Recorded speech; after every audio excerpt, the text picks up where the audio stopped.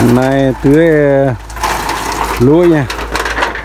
Cánh đồng ở đây hạn hạn rất là trầm trọng do mùa tưới cà phê tiêu ở trong khu vực Comba Gia Vi nha. Giờ mình sẽ quay tách thử máy đây xem nổ như thế nào nha, cho mọi người xem. Đây máy đây có thằng Di Tung đang dơ bẩn chưa tắm rửa, đang chuẩn bị lái xe con nông.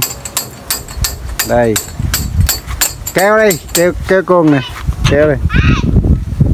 Đấy, cái thằng đít móc kia là nó mới vào.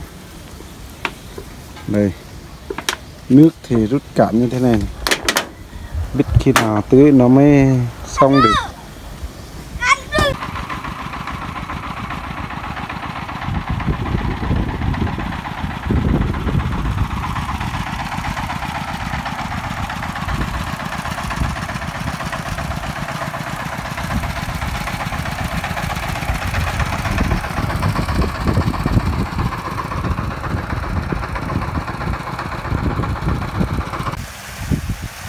Đây này.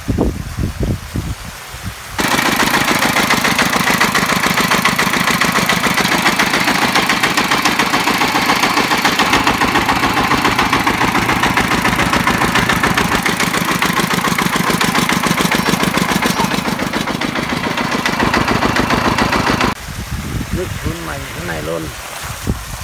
Đây.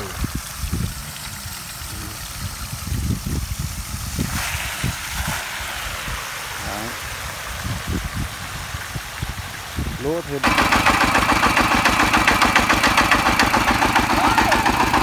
yếu lúc mạnh. Đây này có lúa lai nè mọi người. Đây này, lúa lai này. Thấy không? Đây lúa lai. Ô đây là má bình mét va dòng tới cái này mà nó cỡ bình ta chỗ mang lần ra Việt Nam này đam họ sẽ hóa đa ra đã qua luôn nhé kìa như nào.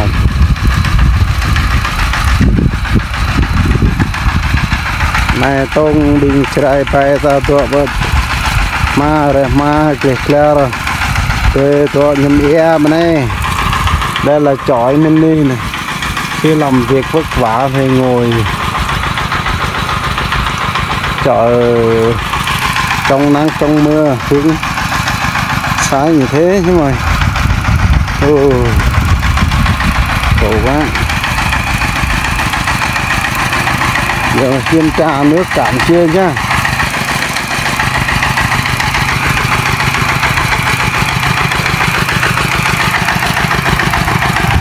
Đây.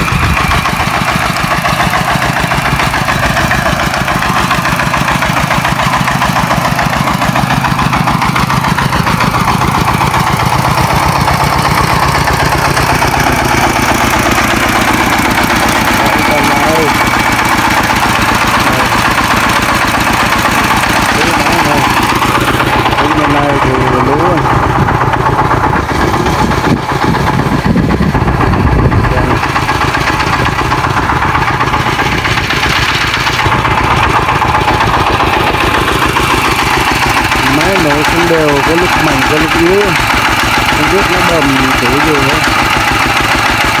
Êm ảo quá.